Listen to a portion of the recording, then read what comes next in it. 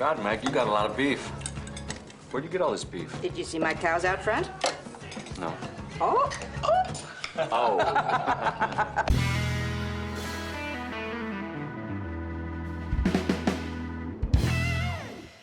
Welcome back. In today's video, we are going to be talking about Twister. He strolls up to the Twister and he says, "Have a drink." And he chucks the bottle into the Twister and it never hits the ground.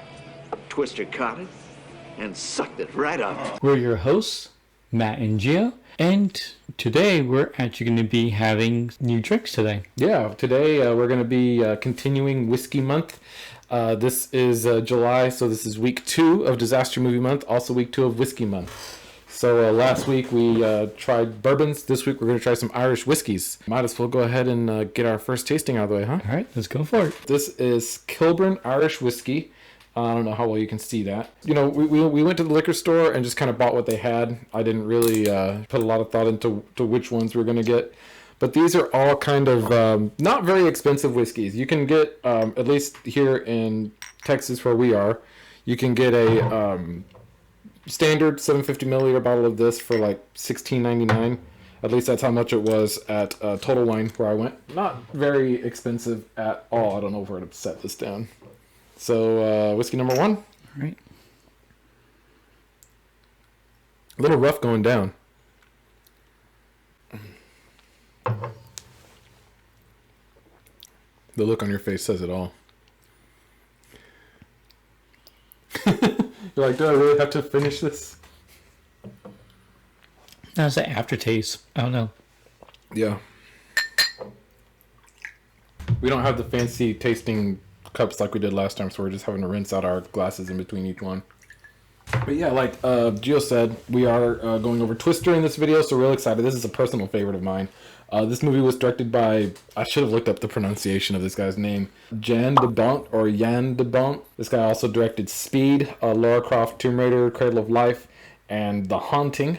This is produced by Ian Bryce, Michael Crichton, and Kathleen Kennedy. I'll just be discussing over the actors in this movie. So we have Bill Paxton, Helen Hunt, Jamie Gertz, Philip Seymour Hoffman, and Carrie Yules. Helen Hunt and Philip Seymour Hoffman, they're both Academy Award winners. Philip Seymour Hoffman is known as Mission Impossible 3. He's also in The Hunger Games. You have Helen Hunt, was in that TV show a while back, Mad About You, and also Castaway she's in.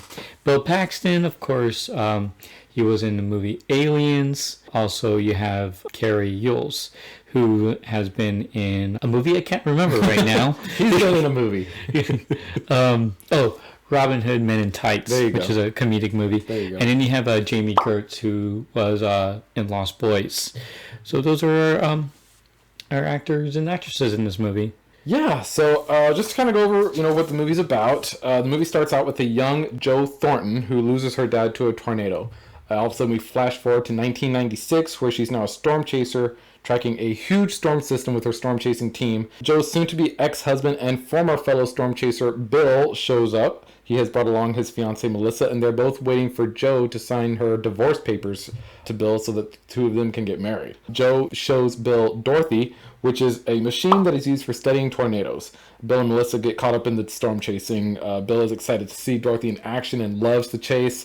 However, after some close calls, the chase proves to be too much for Melissa to handle, and she actually leaves Bill. Bill stays with the team until they're successfully able to get Dorothy into a tornado, and he and Joe rekindle their relationship. Awesome. So there's your small summary of the movie. Just in case if you haven't seen it, hopefully that keeps you interested to watch it. So let's go ahead and get into our next tasting. Yeah, I know you're trying to move on for that. I'm trying to drink.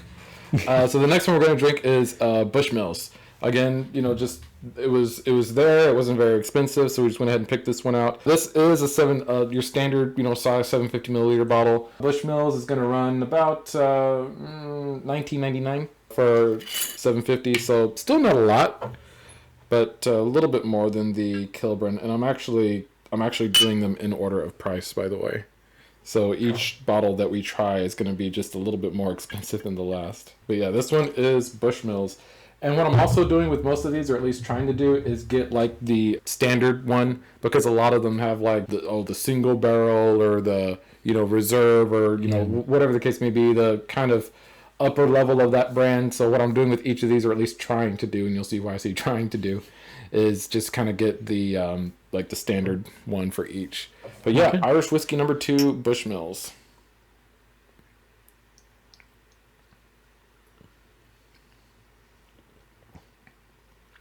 What do you think? It's a little bit better. It's smoother, that's for sure. But it's definitely smoother. Still that fun of the aftertaste. Still, yeah. It's a lot better than the other one for sure. But yeah, it does. They both have that kind of similar aftertaste.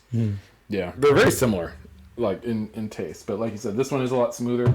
It might just be an Irish whiskey thing, because I know I've had like Jameson before, and it kind of has that sort of same one. Yeah. Oh, okay. The thing about this movie is, when you watch it, you realize that there are a lot of continuity errors. Oh, yeah. So many. Yeah. One of the ones that I always see, like, from a long time ago watching this movie, is when I'm trying to, like, describe which tornado it is. It's the one that they went to right after they left Aunt Meg's. Like, after the tornado hit, the truck got hit by some kind of debris, which pushed Dorothy into the street. Mm-hmm. And like all the sensors scattered, and Joe was picking them all up. Well, when Dorothy fell out of the back of the truck into the road, you see the tailgate of the truck come off, and then in the very next scene, the tailgate's still right there, just like perfect. Yeah, like nothing happened. Yeah. And then you got like another one is basically towards the end of the movie, where the big F5 tornado was in, where the tractors started falling down, and one of them had like a pole sticking out, and it hits the windshield. You see it crack, and in the next scene, it's like, oh, it's fine. Like somehow they fixed it. Yeah. And then then it shows again, and it's like the opposite side that's cracked. And I was like, when did that happen? You see it crack, and I think you even hear like glass shatter. Yeah. And it's just it's just fine. And then one that you had mentioned is when, after Joe's yellow truck gets destroyed, she's basically asking Bill, without asking him, if they can use his truck, and he's like, no, absolutely not. And then in the very next scene, it cuts to them using his truck, and the camper of his truck is gone. Yeah. I don't know if that's really a continuity error, but like it kind of makes you wonder, what did they do with that? Did they just like leave it there? Top? Just leave it on the side of the road. I mean, that's what they would have had to do. Yeah. And then there's like just smaller ones here and there. And you're saying that you're going to explain this later on about how a tornado can't lift a truck when the two tornadoes were combined together to lift the truck, and it wasn't lifting, but they can lift like a 18-wheeler. So. Oh yeah, well, because like you're talking about the two water spouts, right? Yeah. Yeah, because I mean those were it was two tornadoes, but they're two small tornadoes. Obviously, a bigger tornado is going to be able to lift more than smaller ones, even if it's two of them. So I mean, that's kind of what that is. I mean, it moved the truck. We saw the truck, moving, but then that smaller tornado lifted up the Joe's truck. Well, was that one? That one was still bigger than the water spouts, though. It was. Yeah, because those water spouts weren't really big tornadoes. That one that lifted up her truck, yeah, that one was definitely bigger. Oh, okay. The dog's trying to get in. Okay. But yeah, no, that one was definitely bigger. As far as the actual like tornadoes go and how they were portrayed, I mean, for the most part, it was pretty good. Going back to the same scene that I was talking about where the tailgate came off, but it didn't. How the tornado just dropped on them. Like, that doesn't happen. Oh, okay. Like, tornado, it takes, that funnel takes, it goes through a process when it forms. It doesn't just like, you're not just like, walking down the road and all of a sudden, boom, a tornado drops on you like the movie shows. Like, you're going to know that something's happening. Things like that, is for dramatic effect. The damage that it shows them do. Mm-hmm. The very, very last scene where they're all celebrating because they got Dorothy out there and they all survived, and the camera's panning out. You can see the damage path that the tornado left behind it. And I mean, that's a real thing. I remember, was it back in 2012, I think? 2012 or 13, that they had those big tornadoes up in northern Alabama. I think there was an EF4 tornado that hit up there. Oh, but I remember when they were showing like the aerial footage of it, you could see the path. Just like right here was a tree that was standing up, and then right here was everything was knocked over. So I mean, Didn't one hit like wasn't there well at that time like a F5 tornado that hit Oklahoma, like a very large tornado? I'm sure there have been. I mean, Oklahoma is like that's where the movie takes place, is in Oklahoma, and Oklahoma is like the hotbed for tornado activity. Yeah. So I mean, I'm sure they've had their fair share of EF5s and F5s, and I'm going to get into later why I'm saying EF5 instead of F5. But yeah, I mean, the way that the tornadoes were portrayed as far as like the damage they cause was pretty spot on. What was just off was the way they form, the sounds that they made. I think all of that was just kind of added for dramatic. Oh yeah, purposes. I heard that it's pretty quiet. Yeah, when tornadoes come by. Yeah, they don't have like they don't roar like a lion. Yeah, they don't roar. Yeah, you're not going to get too many of those roaring tornadoes out there. Yeah, so it kind of goes into like another part of the movie where about practical effects, and I think the way they use practical effects in the movie is very, very good. Yeah, it was. Less CGI, more actual. I know it costs more money and more time in that way, and so how they're actually using real fences, real tractors, real trucks, damaging trucks. I mean, there are points here and there where they did use CGI just to make stuff that doesn't really happen to make it happen. And so they're just those points that I really enjoyed, especially when they knocked down the telephone pole. That looks very, very practical. I'm pretty sure that took a lot of work. Having the tractors fall down and getting when they were dodging the tractors, that looked, that looked real. And then you got the rolling house. I mean, that looked like it was an actual house. It wasn't a CGI and then later on a house. Yeah. The practical effects in this movie were really good. And like, especially, for the time the movie was made in the mid 90s, 1996, the CGI and visual effects weren't really, not everyone could be Jurassic Park. Yeah. They weren't that great. But I think the fact that this movie didn't rely on that, and it relied on like special effects, or not special effects, but practical effects, I think that really helps that movie to like still hold up. The only thing that really dates the movie is when you look at the technology they're using, like the Melissa's cell phone, and the laptops that they use and things like that. Those are really the only things that date the movie, and the cars, obviously. The way that it was filmed, though, I mean, it looks really good. It looks like it held up very well. There's like in the beginning of the movie, you see like a satellite in the beginning of the movie, and you can tell like where that CGI that's very, very dated with the satellite. But outside of that, they use less. They use it in certain ways where kind of like Jurassic Park, how they use CGI in that movie too, of course, but they use it in a way where, okay, we're going to use it at nighttime, or we're going to use it in this way where we can use practical effects around it so you don't see it as much. Yeah. So that's always good. Yeah. Before we move into our quick takes, you want to try one more whiskey? All right, let's go for it. All right. So the next one that I have here is Proper 12 Irish whiskey.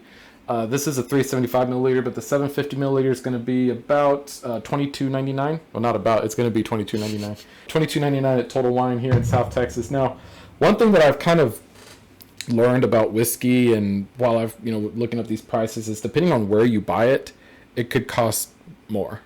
Like obviously, these Irish whiskeys are going to cost less in Ireland, more here in the United States, depending on state liquor laws, distribution laws, things like that. They may cost more in other states than they do here, or they may cost less in other states than they do here.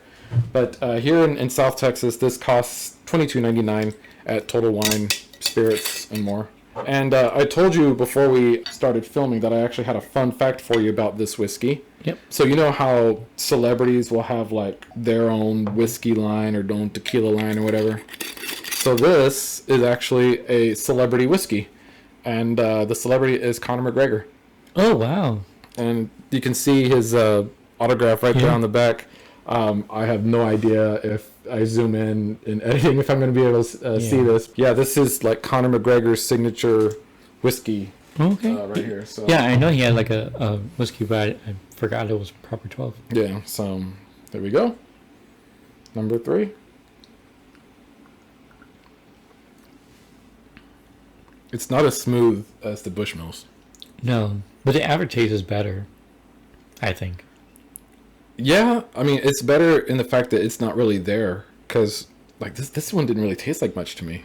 No, it tastes like a little bit like watered, but Like, I feel like the previous two had a more pronounced taste than this Yeah. one. I don't know. But yeah, you're right. There is no like aftertaste with this one. Ready to move into quick takes? all right, yep. All right. So this movie references the Fujita scale, which is basically the scale that they use to measure the intensity of a storm. As they mention in the movie, the Fujita scale is based on how much damage a storm does, and it's also based on the storm's wind speed. The Fujita scale was used up to 2007. At that time, it was replaced with the enhanced Fujita scale. Reason being is because the wind speeds and the damage done, as defined by each F0, F1, F2, and so forth, didn't really align with each other. They realized that it didn't take as much wind speed to do the damage that might fall under an F1. So the enhanced Fujita scale actually changed the wind speed classifications for each number in the scale, so the EF1 has a lower wind speed classification than the F1 does, and so on and so forth. EF1, the enhanced Fujita scale, does not really depend on the amount of damage that a twister does as much as the original Fujita scale did. So I like to talk about the instrument Dorothy that they had in the movie. In the movie, they described it as something to do it as an advanced warning system where different sensors go in and be able to track wind speed in that part. Well, and this actually is based off on an actual instrument made back in the 80s. So this one is actually called Toto. Ironic enough, it's also based off Toto the dog from Wizard of Oz. So it's actually called Total Tornado Observatory. So it actually weighed a lot. It was all metal. It was about 250 to 350 pounds. It did have its own weather instrument gadgets attached to it to go ahead and do that. They did try to go ahead. It's the same way where they had to put in a damage path so that they can go ahead and observe it. But that was very, very risky and very dangerous to do. It causes lightning strikes because it's metal, so there was those risks that it had. The center of gravity on it was a little too high. It also got pushed down, fell down a lot because of wind. So they went ahead and just retired the device and didn't go on beyond that part. So there's a scene in a restaurant or in a diner where Joe and Melissa are talking about Bill. And Melissa says something to Joe to the effect of, I hope this isn't an attempt to win Bill back. And that got me thinking, was Joe actually trying to win Bill back in this movie? In the beginning of the movie, it stated that Joe was supposed to have met Bill somewhere to give him the divorce papers, but she didn't meet him, so he had to come out to where they were, studying tornadoes in order to get it. And when she did finally give it to him, there was a page that she just didn't sign. And when he asked her to sign it, she's trying to read it and just keeps trying to delay giving him these divorce papers. When she does finally show him Dorothy, she tells him, it wouldn't be the same if you weren't there with us when we take her out for the first time. She's kind of implying that, she wants Bill to be there. There's a scene also when she's talking to Aunt Meg about Bill and her separation from Bill. And in this scene, she's visibly sad that it's happening. Like, you can tell that she does not want to be apart from Bill. She's sad that it's happening. And then when they are on their way to encounter the tornado after Aunt Meg's, there's a scene where Bill is like wiring her up, like hooking up like a radio to her or a CB radio to her. And it's kind of a moment there where you can tell that she's liking or enjoying the fact that Bill is hooking this stuff up to her, because it's kind of an intimate moment between the two. So let's go ahead and talk about Jonas. He's kind of the antagonist in a way where he's opposite of Bill. So he actually went ahead and created Dot 3, which is very similar to Dorothy of Bill's vision of it. In this part, Bill's more of the actual science of it, helping people, while Jonas is the opposite and is more of money driven. They have their both similarities of what they did, but it's opposite. If that makes any sense there, because of Jonas's inability to know about the science more than the money itself, it gets him into trouble and then it later on gets him killed. While Bill does the exact thing, put himself at risk, but he knows a lot more in terms of what to do if this situation presents itself.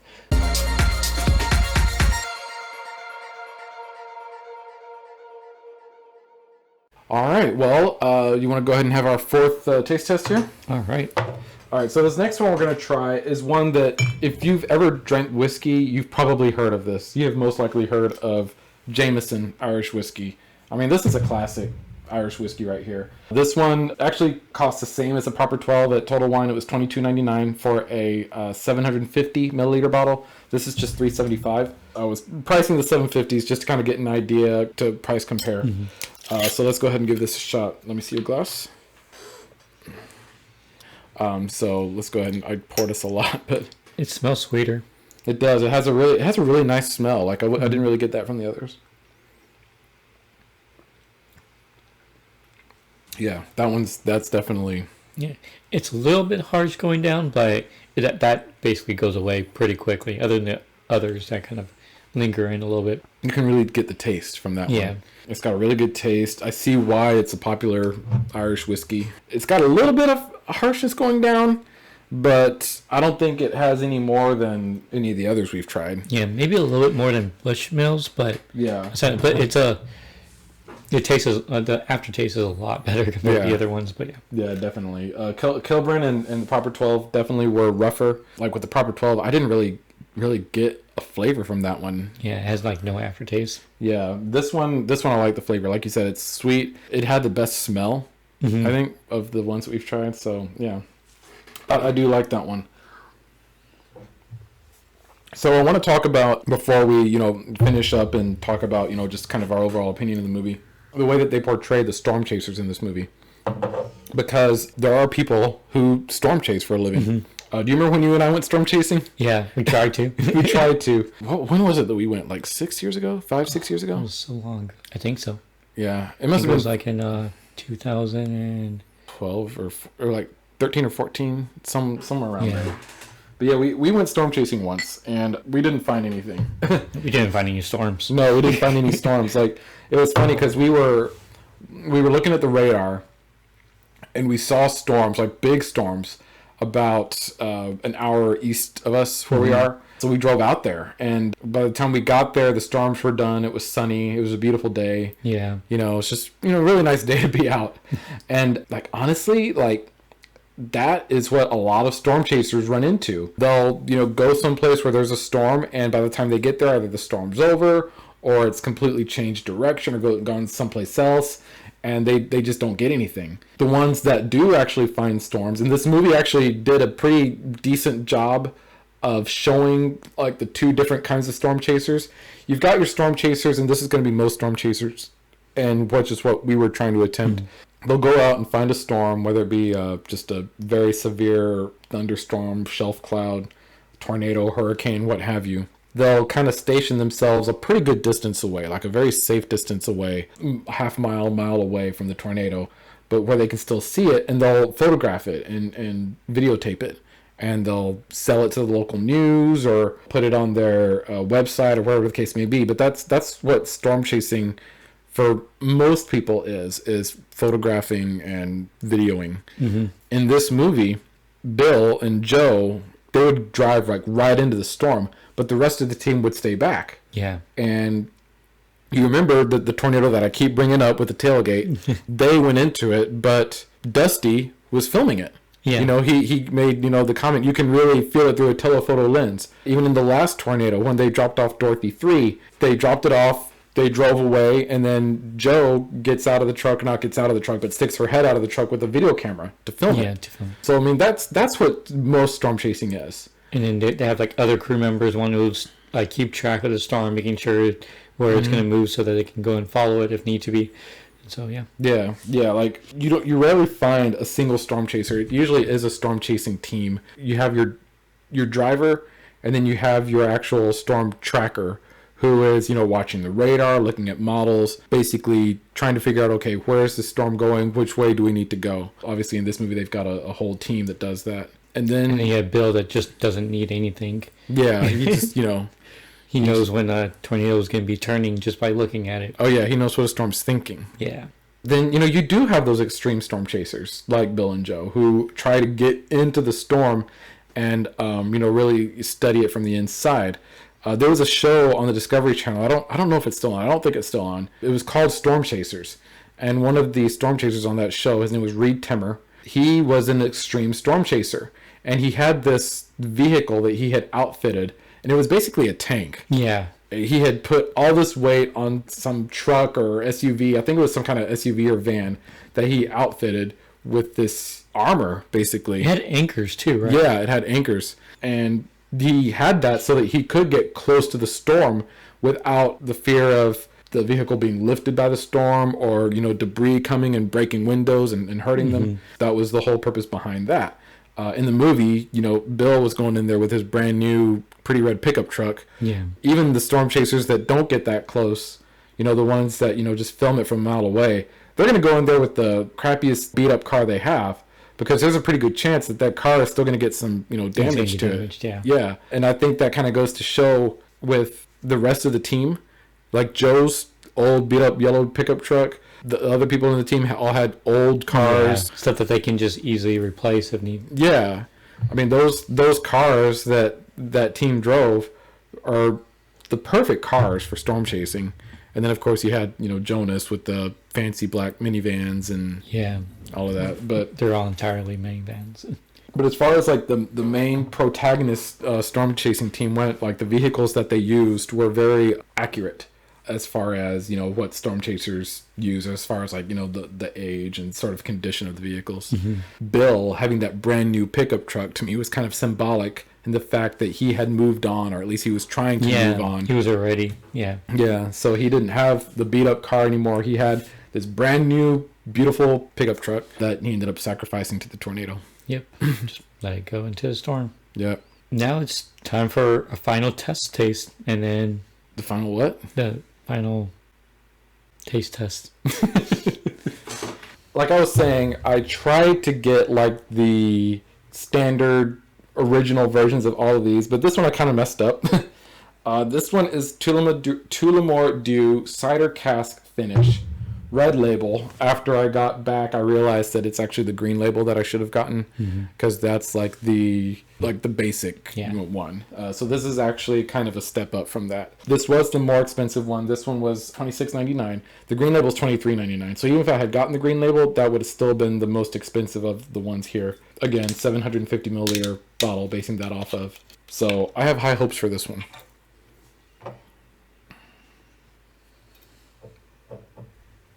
It has that cider smell.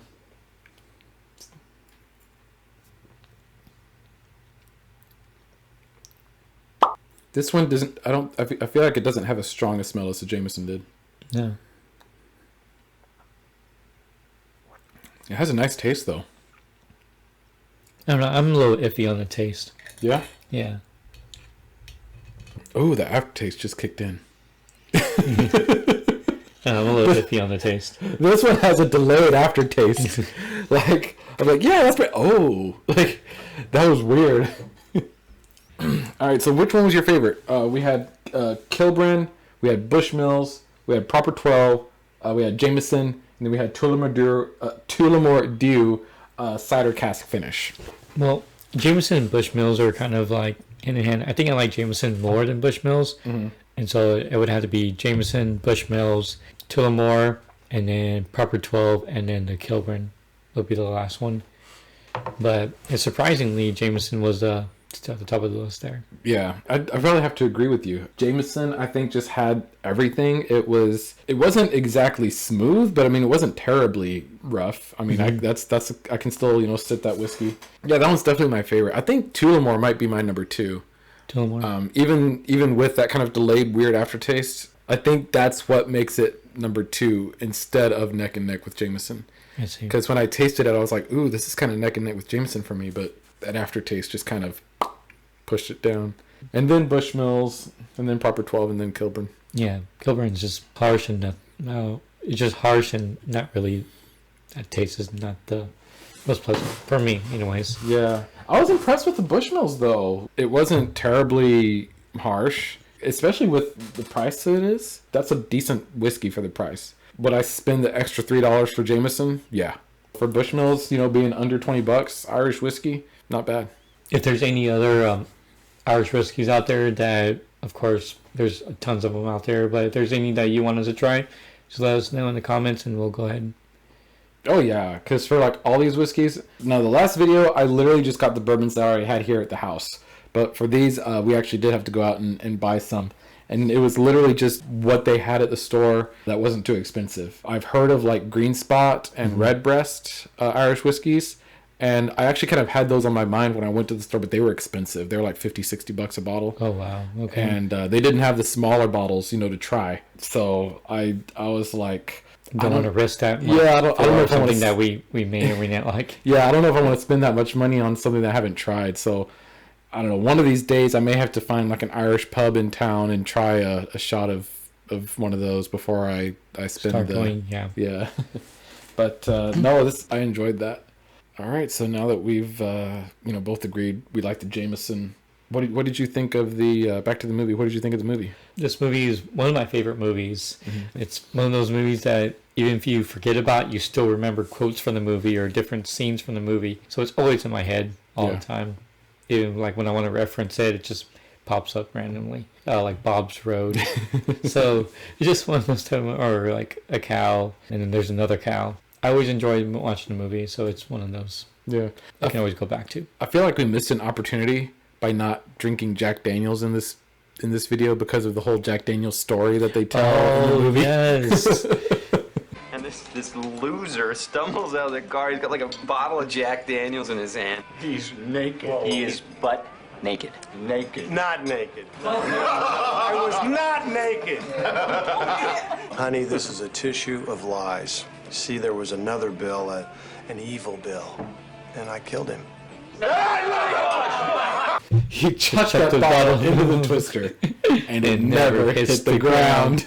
But like, that's why I love this movie though, because I mean, you've got the tornado, and I'm kind of a weather geek. I mean, this movie might be why I'm a weather geek, to be honest with you. So I love this movie, and I love the weather. I love the fact that this movie is actually pretty accurate as far as the weather jargon that they use and some of the things that they say, the way that the damage of the tornadoes is portrayed. As far as like weather disaster movies are concerned, this is probably one of the better ones as far as just like accuracy is concerned. So like just from that perspective, I like the movie. And then just the characters are so much fun. Even just like the little side characters like Rabbit and Dusty. This is before he was the big actor that he became. But he's always playing these weird. He's a smart person, but he's always playing these like dumber type of character roles, which is weird. But especially like in Along Came Polly, which is one of the movies he did, he's playing that. He's a smart guy, but he just plays that kind of like that dumb role. So. No, like you said, like this movie. People have movies that they like quote all the time. This is that movie for me. Like you said, Bob's Road. There's so many quotes from that scene at Aunt Meg's house. Did you see my cows out front? I mean, it's just this. This is just one of the most quotable movies ever, and I love it. I've been watching this movie since I was a little kid. Yeah, I mean, I was probably too young to watch it when I first watched it, but I had this movie on VHS, so that tells you there. Yeah, I had it on VHS too. I love this movie so much, and I remember last week when we did Independence Day. Last week when we did that movie, we hadn't yet figured out that this was going to be Disaster Month. And that we were going to be doing, Twister. And I remember thinking to myself, like, ooh, it's going to be hard whenever we have to decide what our movie of the month is. Like, it's going to be hard to beat Independence Day. And then we do this movie. Yeah. So, we've got some pretty good movies lined up. And I think it's going to be difficult once we get to the end of the month to figure out what is our movie of the month. But this one is going to be hard to beat. I'll just go ahead and say that right now. Well, we'll see what movies are coming up, and then we'll go from there. But this movie is like one of those that just always up at the top of my list. Yeah, always will be. Did you have anything else you wanted to add about the movie? Outside of that, what we discussed and what we talked about, what we liked about movies. So nope. Yep. All right. Well, you have just watched our review and discussion on the movie Twister. Thank you guys for watching. Leave a like down below. Leave a comment down below telling us, what movies you might want to see us review next. And also what drinks you want us to try out next. We've been having a lot of fun these past couple of times with the tastings. We're going to keep doing these whiskey tastings for the month of July. So next week we will be tasting Canadian whiskey. Just, give us some suggestions as to what we should try. And we'll try and... fit that in come August. We won't be limited to whiskeys anymore. So let us know. Of course, follow us. Hit that notification bell. Yeah. Follow us on Twitter. We're at Buddy Cinema, even though we're not really posting right now, but we're there. Yeah, we're there. That's it. All right, that's going to be it. Thank you guys for watching, and we'll see you next week. Bye.